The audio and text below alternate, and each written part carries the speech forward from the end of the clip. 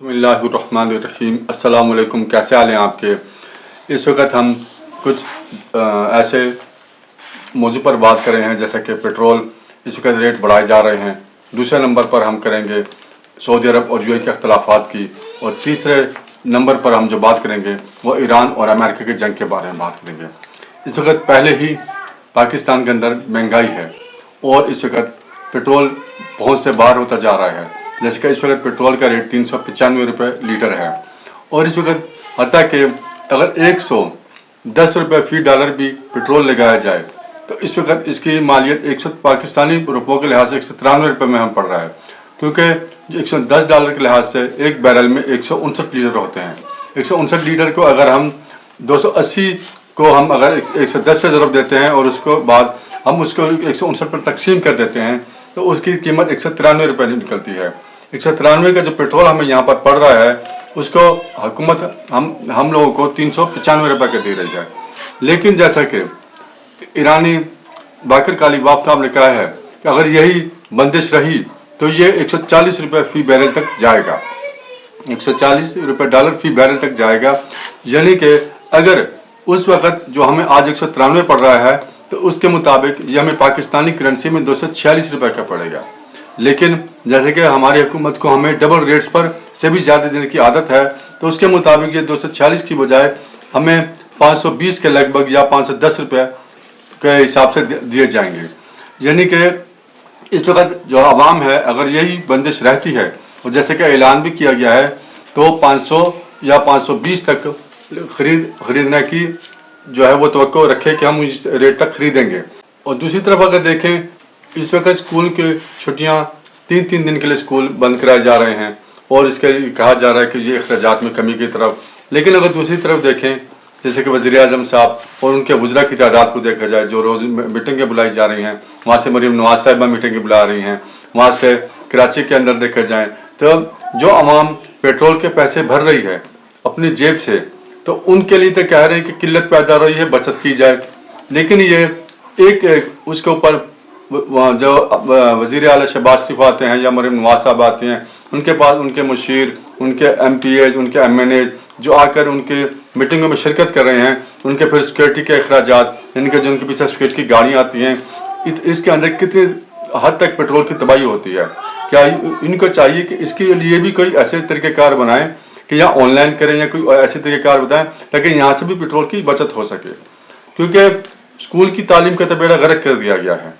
और इसे बचत का नाम दिया जा रहा है। लेकिन और जो लोग पैसे यानी कि पैसे हम लोग भर रहे हैं उसके अंदर तो ये कह रहे हैं कि बचत की जाए, लेकिन ये खुद मुफ्त के अंदर, क्या मुफ्त के अंदर चलाने से पेट्रोल खर्च नहीं होता, उसकी किल्लत नहीं होती? क्या जो लोग पैसा भर कर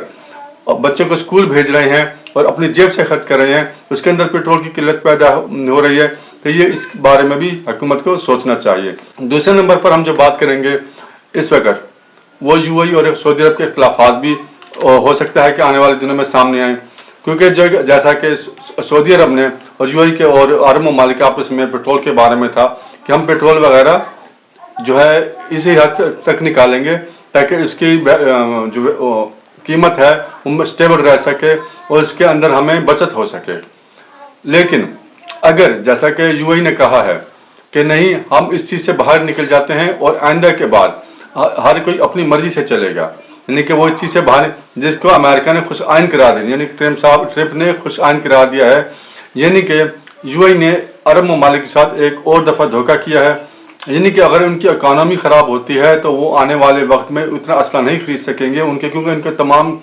दारोमदार ही तेलों के ऊपर है। लेकिन तेल के अंदर अगर इनकी बचत कम हो जाएगी तो ये आने वाले दिनों में अपने आप को स्टेबल नहीं कर पाएंगे और इनका नुकसान होगा।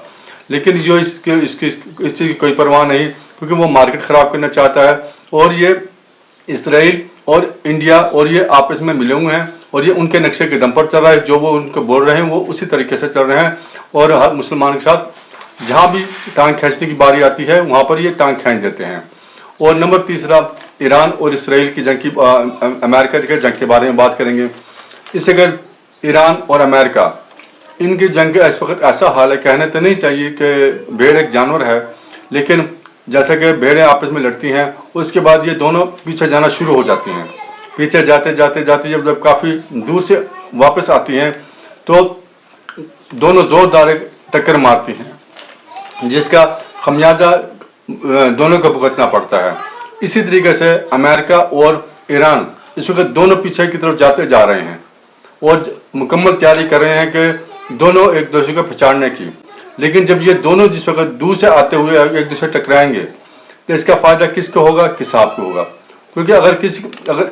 بھیڑے کو دونوں کا نقصان ہوتا ہے، دونوں گرتی ہیں تو تب بھی کساب کا فائدہ ہے، اگر ایک گرتی ہے تب بھی کساب کا فائدہ ہے۔ کساب کون ہے؟ اسرائیل ہے۔ اگر یہ دونوں کو نقصان ہوتا ہے تو اسرائیل کسی کا بھی دوست نہیں ہے، اور وہ نہ وہ امریکہ کا بھی دشمن ہے اور مسلمانوں کو تو ہے ہی دشمن، اور وہ انڈیا کا بھی دشمن ہے، لیکن یہ لوگ سمجھ نہیں پا رہے، جیسے مودی بھی وہاں پر جا رہا ہے، اسرائیل کے ساتھ جھپیاں ڈال رہا ہے، اور وہاں پہ آتا ہے کہ اس وقت جس گائے کے اوپر وہ مسلمانوں کو قتل کرتے ہیں، اور مسلمانوں نے ان کو اتنی آزادی دی ہوئی ہے، جیسے پاکستان کے اندر مندر ہیں، ہر ممالک کے اندر مندر ہیں، لیکن اسرائیل کے اندر نہیں ہے، اور اسرائیل نے تو یہاں تک کر دیا کہ ان کے حضرت عیسیٰ علیہ السلام کے مجسمے کو بھی گھیر دیا۔ تو اس وقت اسرائیل اس چیز کا مکمل فائدہ اٹھائے گا، جیسا کہ میں نے کچھ 4 مہینے پہلے کہا تھا کہ اسرائیل جو اس وقت مکمل کوشش کرے گا کہ لبنان سے کچھ علاقے لیے جا سکے، اور جو ہماری اطلاعات کے مطابق 40 کلومیٹر کا جو علاقہ میں نے بتایا تھا اس کے اندر تقریباً 10 کلومیٹر کے علاقے پر وہ قابض ہے، جس کے لیے لبنان اس وقت لڑ رہا ہے اور اسرائیلی فوجوں کو مار رہا ہے تاکہ اس کو اس 10 کلومیٹر کے علاقے سے پیچھے دھکیلا جا سکے، اور وہاں سے اسرائیل کوشش کر رہا ہے کہ وہاں پہ ایک دریا ہے تاکہ وہاں تک جو 30 کلومیٹر دور ہے اس تک پہنچا جا سکے، تاکہ یہ 40 کلومیٹر تک کے علاقے کو کور کیا جا سکے، جس سے یہ ہوگا کہ اگر وہ 40 کلومیٹر کا علاقہ فتح کر لیتا ہے تو وہ دریا تک علاقہ اس کے قبضے میں آ جائے گا، اور اس کو مزید علاقے فتح کرنے میں آسانی ہوگی، اور یہ مسلمانوں کے لیے نقصان دہ ہوگا۔ اور اگر اس وقت بھی مسلمانوں نے آپس میں ہوش کے ناخن نہ لیے، جیسے کہ پاکستان بھی افغانستان کے ساتھ برسر پیکار ہے، اور افغانستان بھی انڈیا کے ہاتھ استعمال ہو رہا ہے، اور پاکستان بھی اس وقت اپنے مسئلوں کے اندر الجھا ہوا ہے اور اس کی چیز کی طرف کوئی توجہ نہیں دے پا رہا، کیونکہ اس وقت ہماری حکومت کی کچھ ایسی پالیسیاں ہیں، وہاں سے افغانستان کچھ ایسے کام کر رہا ہے جس کی وجہ سے مسلمانوں کو سراسر نقصان ہو رہا ہے۔ اللہ تعالی ہم تمام مسلمانوں کو یکجا رہنے کی توفیق عطا فرمائے، اور اللہ تعالیٰ اسرائیل اور امریکہ کا نیست و نابود فرمائے، اور مسلمانوں کو آپس میں رہنے کی توفیق عطا فرمائے۔ اگر آپ کو ویڈیو پسند آئی ہو تو چینل کو سبسکرائب کریں، لائک کریں اور اپنی رائے کا اظہار کریں۔ شکریہ۔ السلام علیکم۔ پاکستان زندہ باد۔